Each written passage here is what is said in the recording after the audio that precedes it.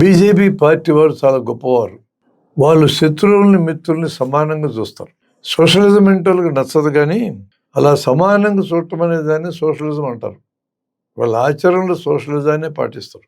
శత్రువులైనా మిత్రులైనా ఒకే రకంగా చూస్తారంటే అర్థం ఏంటంటే, శత్రువుల మీదకి ఎన్ఫోర్స్మెంట్ డైరెక్టరేట్ని, ఇన్కమ్ ట్యాక్స్ని, సిబిఐని, ఎన్ఐఏని ఉసికొల్పి మొత్తాన్ని భయభ్రాంతులు చేస్తారు.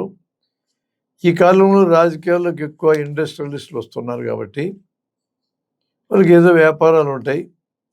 వ్యాపారాలన్నా చిన్న చిన్న లొసుగులు ఉంటాయి. ఈ లొసుగుల ఆధారంగా వాళ్ళు బిగిస్తారు.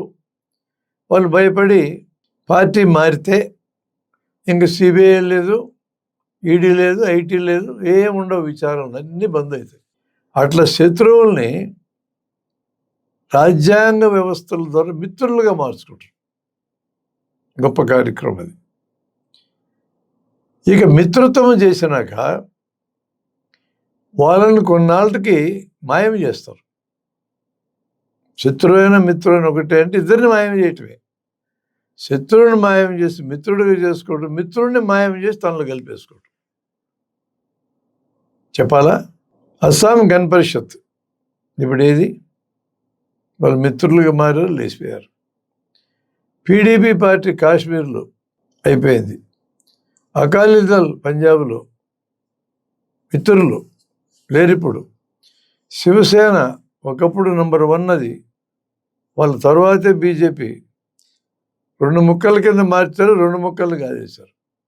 ఇప్పుడు నంబర్ 1 కింద బీజేపీ మారింది. నితీష్ కుమార్ అపర చాణక్యుడు, ఎవరు ఎక్కడన్నా గెలవని ఆయనే ముఖ్యమంత్రిగా ఉండేవాడు. పెద్దన్నలాగా నితీష్ కుమార్ క్రమేణా చిన్న తమ్ముడుగా మారి ఫైనల్గా రాజ్యసభ మెంబర్షిప్ తీసుకొని బీహార్ వదిలేయాల్సి వచ్చింది. ఇంకా పార్టీ అయిపోయినట్టే.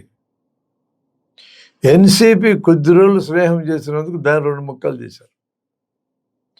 కొద్ది రోజులు స్నేహం చేసినందుకు బిజుదల్ అయిపోయింది. అన్నా డిఎంకే అయిపోయింది. మిత్రులను, అవి ప్రాంతీయ పార్టీలు అయితే మరి ముఖ్యంగా ఒకదాని తర్వాత ఒకదాన్ని స్నేహం చేసి మింగేయటం దాని కార్యక్రమం. రాజకీయాలు తప్పని నేను అంటంలా. ఇటేమిటే రాజకీయాలు మరి పక్కని మింగేయకుండా ఎన్నాళ్ళు ఆడి సహకారంతో బతుకుతాం. ఎవడికోడు ఎదగాలి కదా. ఆ ఎదిగే క్రమంలో మిత్రులు శత్రులు తేడా లేకుండా ఒకే రకంగా చూసి గొప్ప పార్టీ బీజేపీ. ఈ మిత్రులందరూ అయిపోయారు. ఇప్పుడు తాజాగా ఎవరు మిగిలారు? ఇక ఆంధ్రలో టీడీపీ ఉంది, మిత్రులు. పవన్ కళ్యాణ్ గారి పార్టీ ఉంది.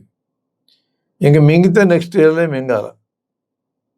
కానీ టీడీపీ పార్టీలో ఉన్న వాళ్ళు చాలా ఇంటెలిజెంట్ పీపుల్. వాళ్ళు ఏమంటున్నారంటే, సామాన్యమైన తెలివితేటలా మా చంద్రబాబు గారికి ఉన్నది, బీజేపీనే మింగేస్తాడు ఈయన, అంత సామర్థ్యం కలిగినాడు, మా పార్టీని వాళ్ళే మింగుతారు అంటున్నారు.